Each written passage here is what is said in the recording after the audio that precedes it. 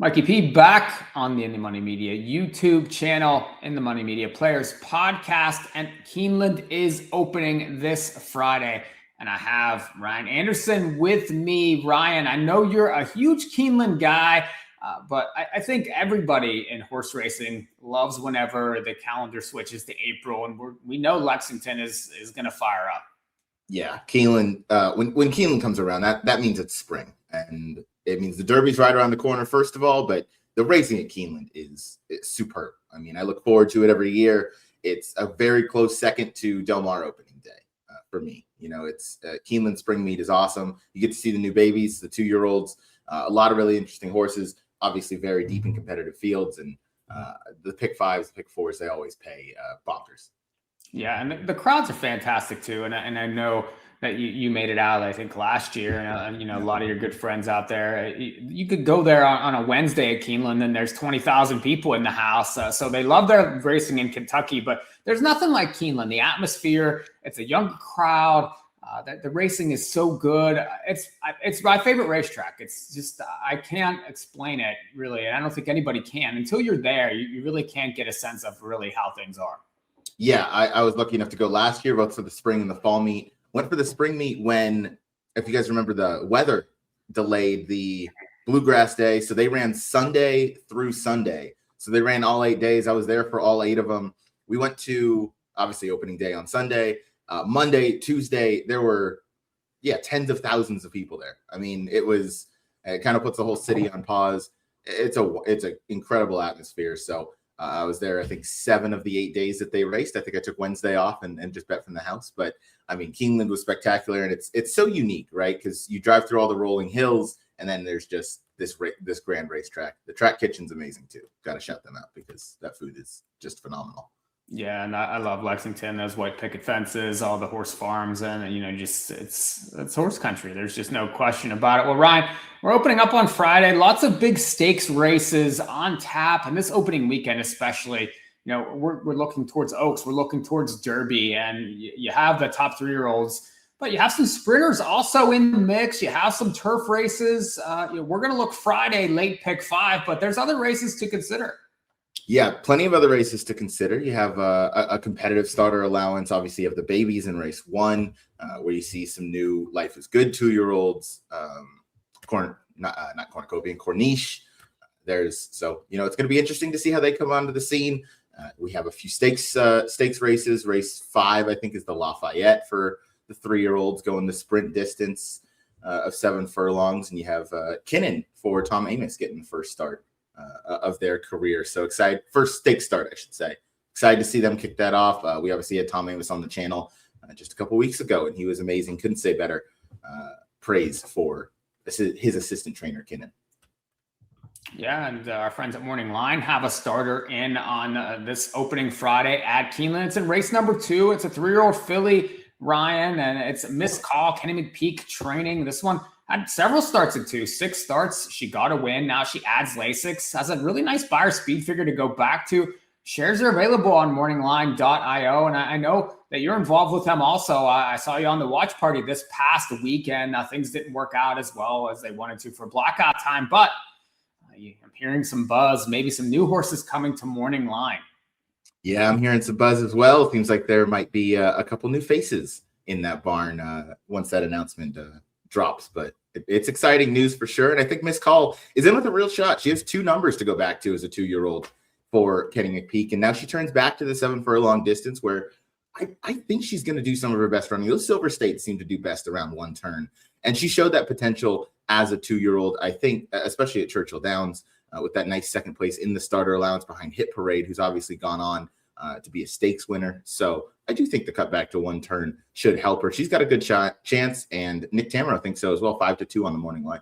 Yeah, she looks live there. And of course, you can go to morningline.io/ITM, check out shares. We're not going to reveal the names that, sort of are in the mix, but I do think there's a Derby contender coming to Morning Line. Grade 3 winner, raced huge this past weekend. So keep an eye on Morning Line next week.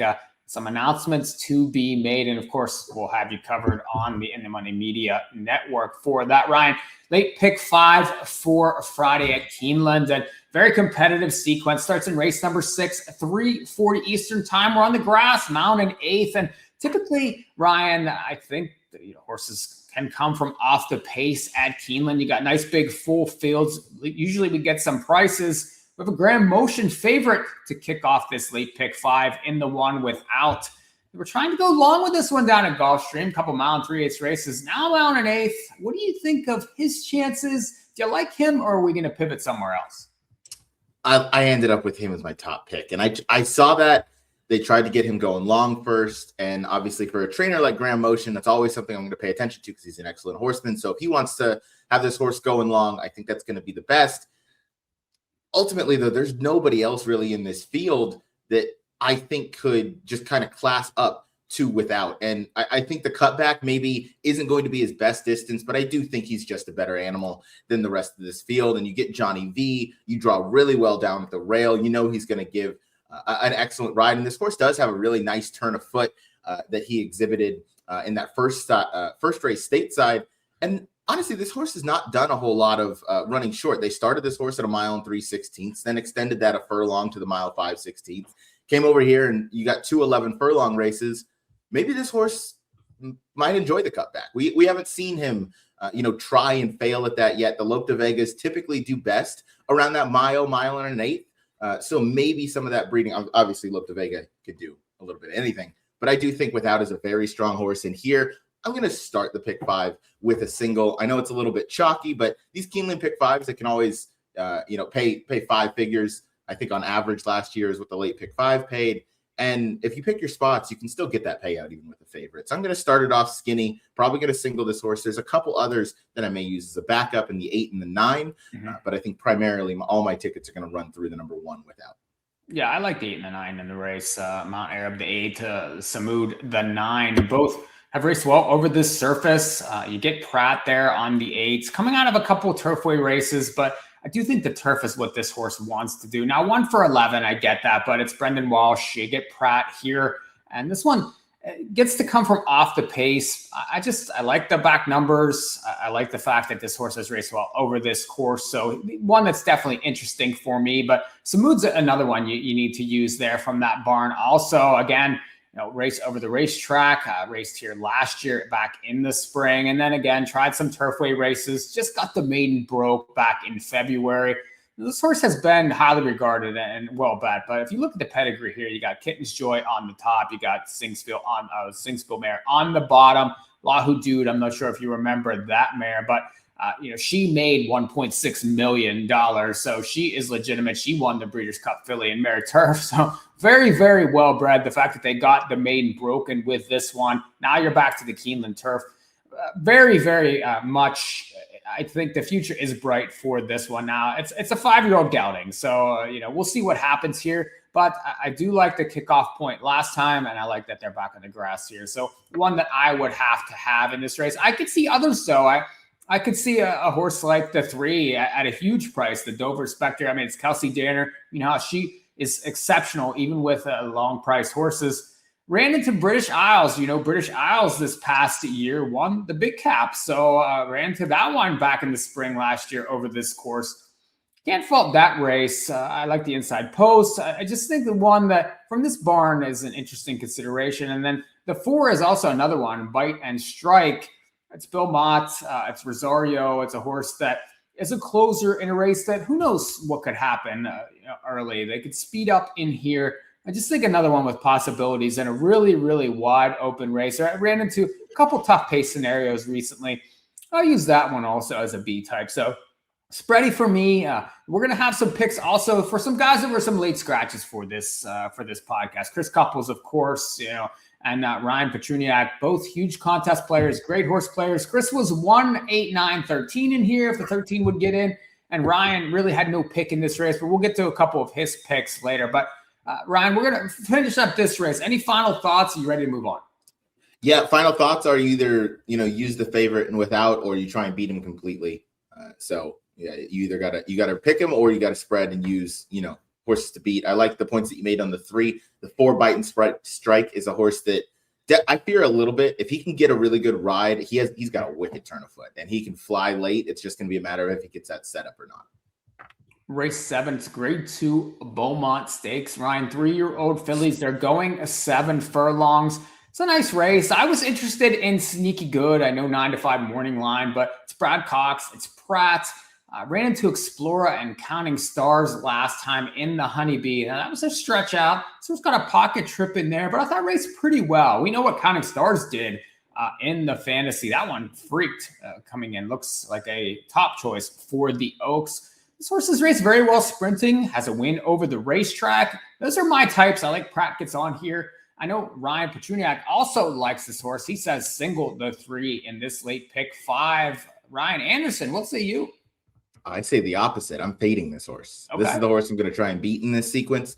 I think the number 5 Baraka is the horse for me. I'll use probably 3 in here in the 5, the 2, and the 7. But the 5 being my top choice. You get blinkers on for Brendan Walsh, who points to this meet every single year. You get top guy for Brendan Walsh in Tyler Gaffleone. The 2 sprint efforts this horse had last year as that midseason 2-year-old. They win here. She was phenomenal in both of those. She gets blinkers on here after trying to stretch out in a goldenrod at the end of her 2-year-old season. She lost to the other Brendan Walsh trainee in Bella Ballerina. That's okay. I don't think she's a 2-turn type of horse. She does have a turf work in the work tab that you see. I think that was just the typical kind of Brendan Walsh, like, hey, this is an Oscar performance. We got to try her and see if she has any sort of affinity for the turf. I don't know that she showed that. Clearly, she likes the 1-turn sprint efforts as she broke her maiden on first asking, going 6 furlongs against a decent field, and then came right back versus winners and blew the doors off that group, winning by over 2 lengths. So I do think 1 turn is going to be her best distance here. She gets blinkers on. She should be pretty sharp for the 3-year-old debut. And I don't think there's a ton of speed in here. We'll talk about the pace, I'm sure, as we keep going. But I do think the number 5 Baraka is in line for a pretty good trip and should get the jump on some deeper closers like the number 3 Sneaky Good. I don't mind her. I had her listed as a B for my picks. Just the sprint lines are pretty tough to sprint lines at Churchill. 1 at 6, first out, 1 at 7, coming off of that, and was able to win first time out. So the layoff doesn't necessarily concern me, but this isn't an easy race. And I do think that she probably needs to bring her best. Sneaky Good certainly has a lot more recency right now, and it hasn't needed Lasix. I mean, there's things to like about her. One horse I want your thoughts on it is the 1 Coco Connect. This one's 30 to 1 morning line. I'm giving all these bombs out on this pod so far, but got a win over the track last year, going 7 furlongs to break the maiden. Was 26 to 1 that day. They tried the goldenrod, no bueno there, and then they went the turfway. Well, a couple sprint wins, and then they tried again to stretch out, and really no chance in that Cincinnati Trophy race. Now back sprinting, back to the dirt. We know she likes the surface. Do you think that she has a chance to crack this exacta? Absolutely. I would even count her as a viable win candidate in here at 30 to 1. I've seen much worse 30 to 1 shots. To be honest, I don't know that she's going to be 30 to 1 come post time. I do think she's going to take a little bit of money. I know, obviously, you make a good case for her. She is a stakes winner, after all, at the sprint distance. Turfway form gets often overlooked in races like this. And I think those Turfway races, they come up pretty salty. I mean, from Fairgrounds, Gulfstream, and Turfway, I think the hardest place to win is likely Turfway Park. And those 2 sprint efforts are very nice. She drew okay towards the inside. I wonder if she might be a little bit outfooted early, but she's past horses. I just don't want to see her too far out of it. Maybe she has a little extra foundation from the route attempt where I agree. She had absolutely no chance. They went 25s to each quarter in that last race, and she's one that was coming from off the pace. You weren't going to be able to make up that kind of ground. I know Lovely Gray closed, but that was, she's a talented horse. And Coco Connect, I think, was a little bit over her head at the 2-turn distance. She clearly likes the 1 turn. Maybe it was just a synthetic, but she has a win here going 7 furlongs, and that's how she broke her maiden, and they put her right into a stakes race. So there's worse 30 to 1 shots, and she's going to be on my ticket. I think I'd probably go 4 deep. I have her as a high C, I should say. But at 30 to 1, I do want to include her, especially if I'm trying to beat the favorite here. Our man Chris Couples likes the 7, a fine Chardonnay. Now, he was on this one first time out. He gave this one out on one of our podcasts last year. Churchill 45-1 winner first time out. She backed that up with a nice stakes win over this racetrack from off the pace. Now, she raced at Gulfstream back on March 13th in the Any Limit, and I thought she was very even. She was very one-paced around the track, but the number was very good. Ran into a couple of nice ones in there. She's going to be from off of it. What are your thoughts on her? Would you use her? Do you think that maybe it heats up enough to set up her run? Well, I mean, there's no bigger Ian Wilkes fan than Chris Couples, right? He loves himself some Ian Wilkes, but this horse, yeah, at 50-1, near 50-1 on debut, that was phenomenal. Came back last time. I'm willing to just count that as a run off the bench. And yeah, it was an even run, but she took a step forward. So clearly she's kind of progressed from 2 to 3, which you like to see. She's going to be on my tickets for sure. I have her as a B. And, you ran behind Mythical and Sweet Ember. Mythical was finally able to kind of rate that speed a little bit and pass horses. She might be something to keep an eye on going forward. I think she ran into a couple of really nice fillies there, and she ran well off the bench to finish third. Yes, she ran a little bit even, but that's also at Gulfstream Park, where speed typically has the upper hand going the one turn, I should say. And she's one that comes from a little bit off of it, as she showed in her debut and then followed up with the Myrtlewood victory. So I think a race like this, she should be set up. And Brian Hernandez, they drew excellent to the far outside. They're going to be able to sit and kind of let things unfold. Should get a clear run of things, and will absolutely be on my ticket. I just hope that 5-2 holds because I think that's very fair value. Race 8, grade 3, Transylvania on the grass. It's straight threes here. They're going for 600,000. Ryan, this is a very wide open race, and there are plenty in here going to the front. I think you have Honey Dutch that's on the outside that has shown speed so far, but there are plenty of others that have speed. Horses like the 7, the 5 Street Beast is in here, coming off the dud in the Battaglia, but certainly has class, has speed, has a turf form in the past. How do you think this race sets up, and who do you like? I like a lot in here, which means I don't really like anything, right? So this race was difficult. My top pick is going to be the 2 in Vazi. I really like the two-turn efforts this horse is coming out of at Gulfstream. It was tactically placed in both of those and had a good finish and just got up at the wire. But last time, I think, really took that step forward. It looks like a bit of a light bulb went on when they stretched this horse out to 2 turns for the Brendan Walsh barn. Drew really well towards the inside. This is a horse that, again, can come from a little bit off of it, but has enough of that early gas to get into a tactical spot. And you get Top Rider and Flavian Pratt. So I have very little concerns with where she's going to be placed early on. I do think there's a potential that she maybe gets out kicked in the lane, because that Keeneland stretch is a little bit longer than Gulfstream. So if that's the case, I'm using some others in here. In terms of a horse that I'm excited to see back on the grass, it's going to be the number 5 Street Beast for Ben Colebrook. Another one I have in the mix, just because I think that run in the Breeders' Cup Juvenile Turf, a little bit underrated, and I think she might be forgotten about just because of that dud in the John Battaglia, as you mentioned. But she was up on the pace that day, and he didn't really hang on towards the end. But the 2-back effort in the Leonidas, 6-1 on this horse, where he ran 4th behind Stad, who's an excellent horse in the Breeders' Cup Juvenile Turf, and then Stark Contrast, who's done very little wrong, just ran 2nd in the John Battaglia. In the Jeff Ruby Stakes just a couple weeks ago. So I think Street Beast is one to definitely keep an eye on. And then in terms of the closers, the number 3 Noble Dynasty is going to be on my tickets. I really like what this horse did early on at the summer at Saratoga. I know that was a 2nd place finish, but that was behind Teddy's Rocket, who was a very well thought of horse as well. Came right back out next time to beat break his maiden in a tough maiden field, but did it really nicely. And then in the Central Park Stakes to end the 2-year-old season, came out with a nice 2nd place finish behind Atfield. Atfield, I think I'm undecided on if I want to use this horse. I think he might be better around 1 turn. I'm not positive yet, but that 1-turn effort on debut where he beat Schwarzenegger, who was apparently the next Secretariat on grass or the next Golden Pal or whatever you want to use. I mean, that effort, that finish was lethal. In the futurity, I thought he closed well too, but Intricate Spirit and Longshoreman, they were just kind of better on the day. I do think an eventual cut back to 1 turn is going to suit Atfield the best. So I might fade him in here, but I'm going to be probably 4 or 5 deep, but definitely the 2, 3, and 5 are going to be on my tickets.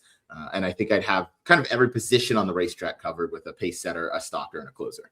Yeah, there's plenty of options in this spot. And our guys Ryan Petruniak and Chris Couples both have the 2 on their tickets. Now, 9-2 morning line, I do think with all that weight, this horse will probably come down in odds. I just thought he got a Pratt ride last time. He just got a perfect trip, a perfect ride to be able to win. I thought Honey Dutch did all the hard work in that race, and they were chasing a sprinter in there. I thought Honey Dutch raced very well in there. The problem is it's going to heat up again. There's so much speed in this race, and I want closers. You mentioned Noble Dynasty. I like that one a lot. I had to grow up from 2 to 3. This horse was racing very well last year from off the pace.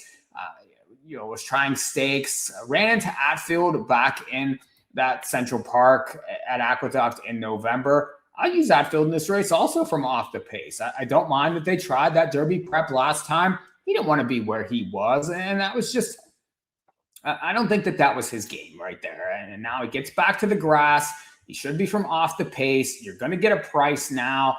He's for me in here. So he would be a horse that I do think that you'd want to use in this race. So I'd be heavy Noble Dynasty. I'd use Atfield. I don't know that I want the speed. But if I do want a speed, I want Honey Dutch. I just think that, I know he hasn't been getting there. He gets caught late, but he's doing a lot of work in some of these races. And maybe he gets the right trip in here. He's going to be, I do think, a fair enough price to try again. And he's in there knocking heads every time. I do think he has possibilities. So I like prices. I know Ryan likes the 1 and the 2. Proton, we haven't mentioned him. It's Graham Motion. It's Johnny V. This one I think is pretty solid. He raced very well at 2. It's an inside post here. What do you think of his chances? Would you use him at all? He's one I'm very on the fence with because he drew really nice. The issue is I don't know what this horse is best at yet. It would appear that in those first 2 starts coming from off the pace, having a target was the success. And then he's kind of been almost a victim of himself where the last 2 races he's broken so sharply. He's kind of found himself forward. And I don't know that that's where he's best. And last time Johnny V, they broke on top and he tried to kind of bring him back about halfway through the race and kind of give him that mid-race target.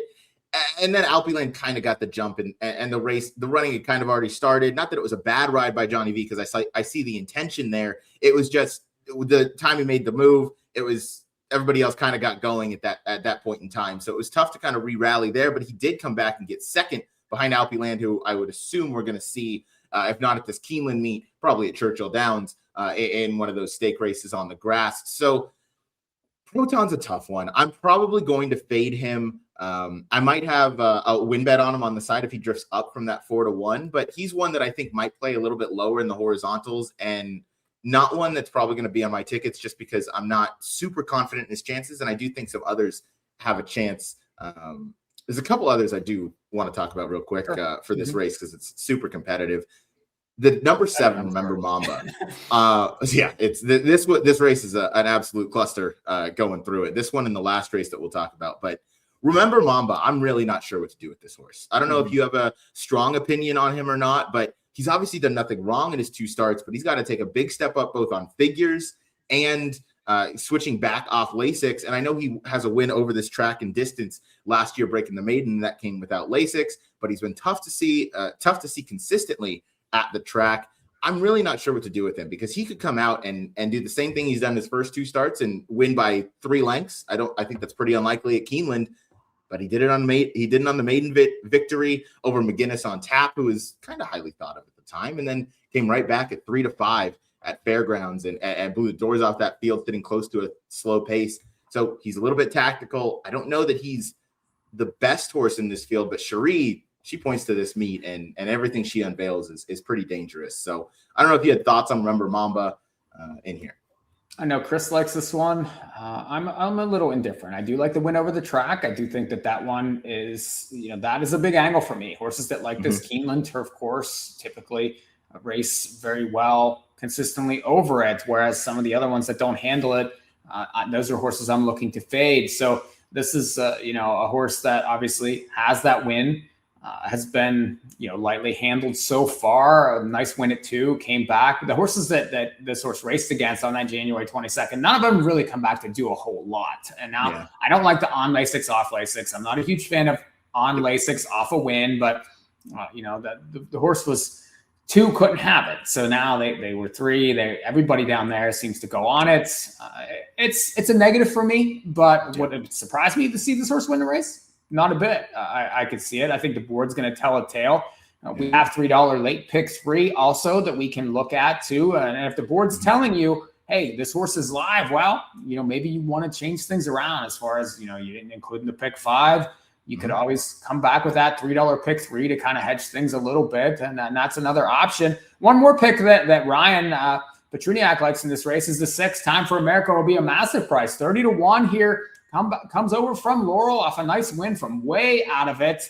Joe Rocco Jr., he knows his way around this Keeneland turf. I like Joe on the grass. He is a very good jockey. Doesn't get a lot of mounts these days, but he usually shows up. He's very well meant. So the fact that Ryan likes this horse interests me. Any use for the 6? Maybe a throw in?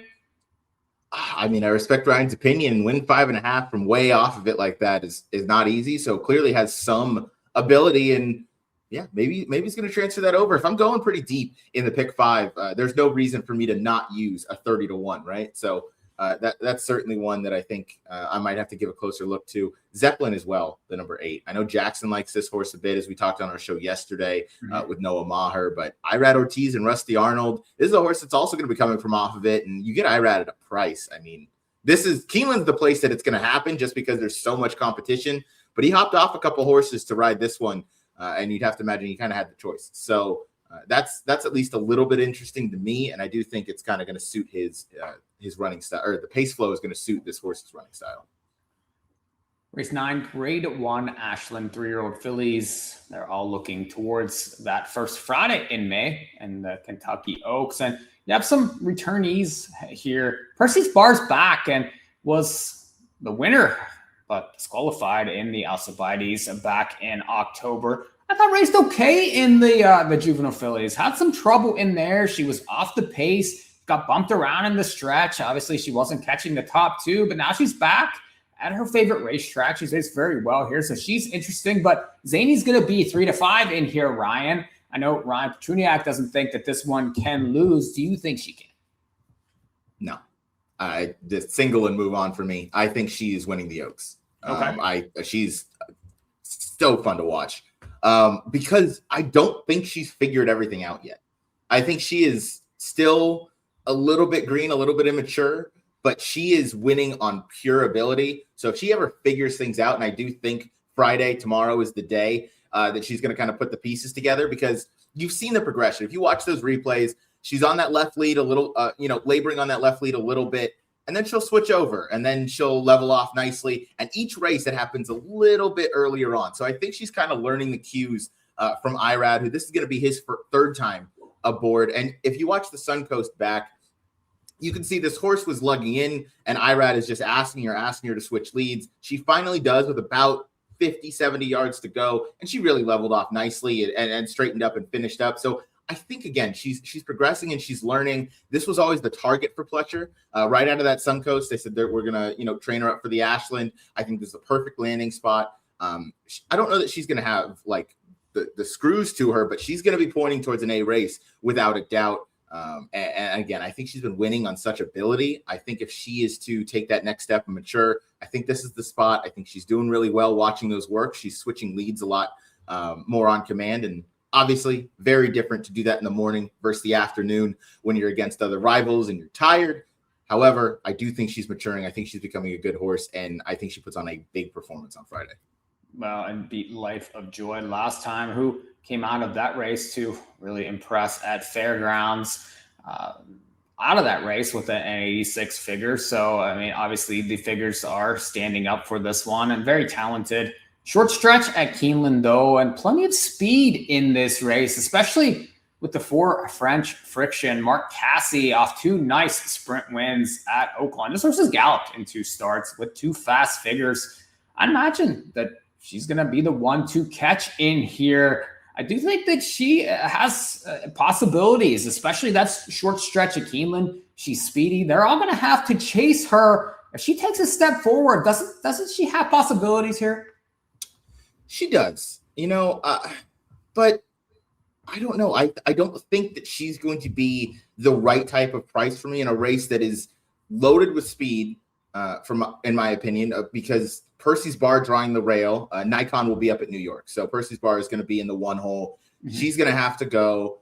French Friction really just has one way of going, as she's shown from her 2 races so far. And I think stretching out, that's going to put her right there. I would upgrade French Friction if Omaha Bay scratches. I think that would be the kind of key one. I haven't heard anything about this horse scratching.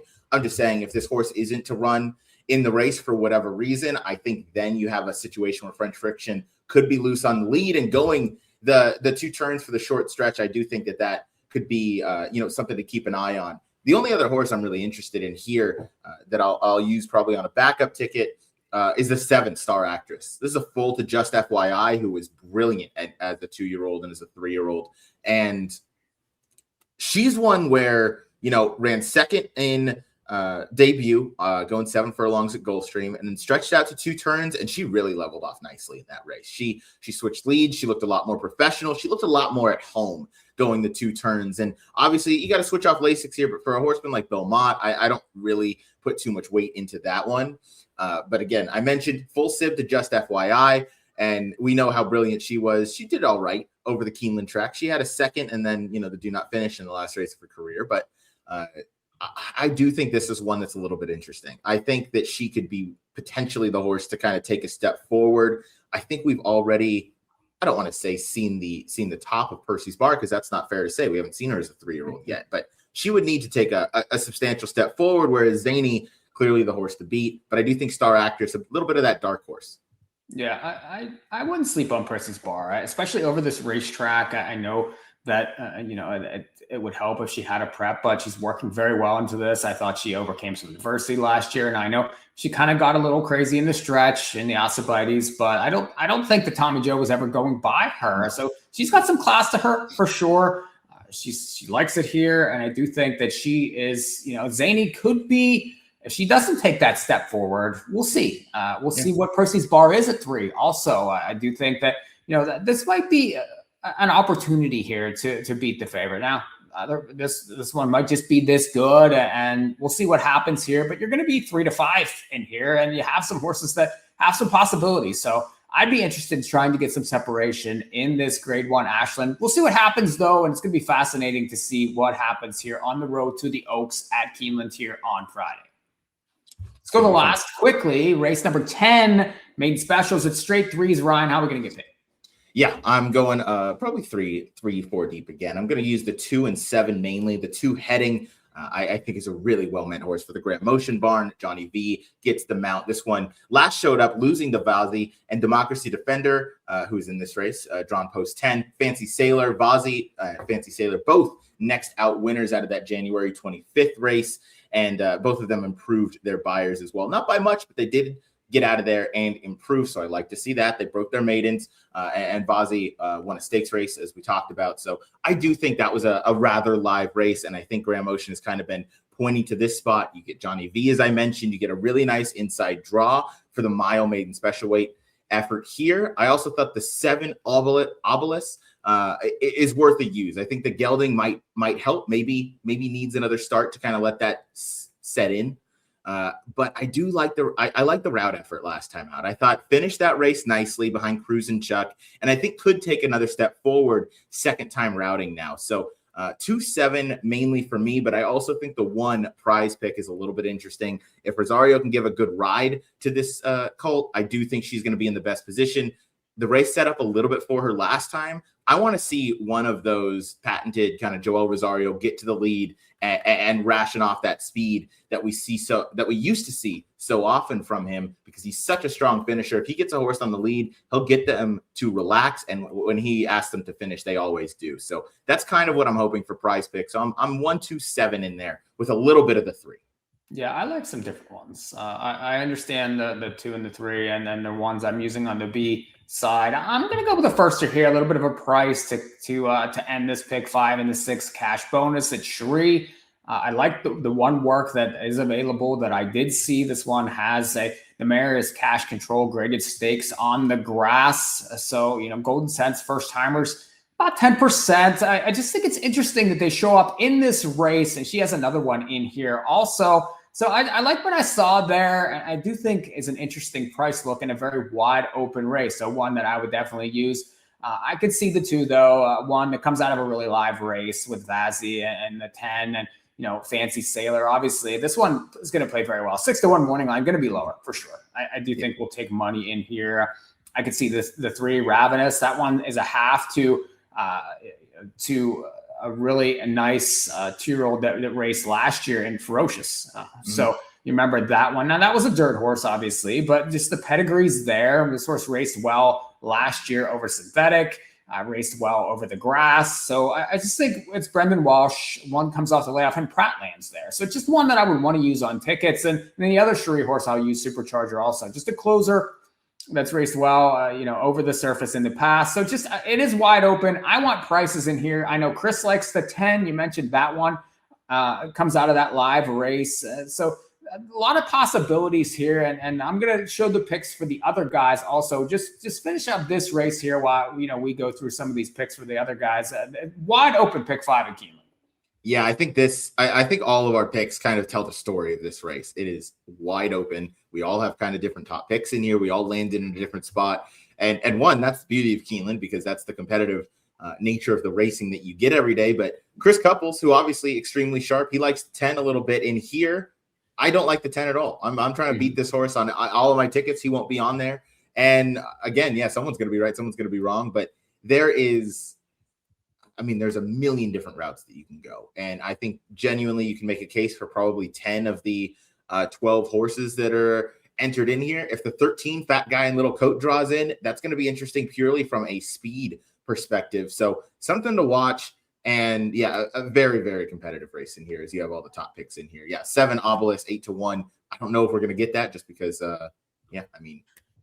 7 being the top pick, and it makes a lot of sense. So it's going to be interesting to see where the money goes. Money always talks in these maiden races. Ryan, fantastic look at the pick 5 and a stellar day, opening day at Keeneland for the spring meet.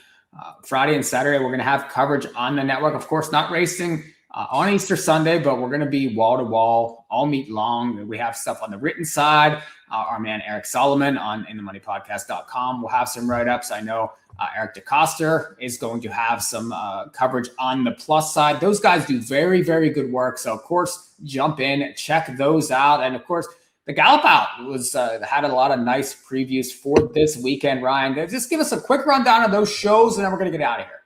Yeah, 3 shows on the Gallop Out yesterday. First one was with Racing Rachel McLaughlin out at Indy. She joined myself for Saturday's late pick 3 out at Keeneland, 3 graded stakes in the Madison, the Shakertown, and the Bluegrass. So be sure to check that out for your Saturday handicapping. And then for Friday, I got Mr. Keeneland himself, Noah Maher, to join Jackson Muniz and myself for the late pick 4 that we just also reviewed here. So you can hear all those opinions and more. You can hear Jackson's thoughts because we didn't get his picks today because he's still asleep or whatever. And you can get Noah Maher as well. And he pays very close attention to a lot of these runners as they run throughout the Kentucky circuit. He has a really good grasp on Keeneland as that's his home track. And then yesterday we got to go with Andy Serling with Jackson Muniz and myself. He joined the show once again. We previewed all 3 100-point Derby preps taking place around the country: the Wood Memorial, the Santa Anita Derby, and the Bluegrass at Keeneland. So catch all of our top picks there. Busy week out on the Gallop Out on In the Money. Absolutely, Ryan. Thank you very much, per usual, for your thoughts, and appreciate all the shows that you're doing, all the work that you're doing on the In the Money Media Network. And I'm sure we'll be talking to you soon. We got Inner Circle this weekend. I'm sure you'll show up for that. A huge weekend. You got the Bluegrass. You got the Santa Anita Derby. Everybody enjoy the weekend. Happy Keeneland's back. We'll see you all next time.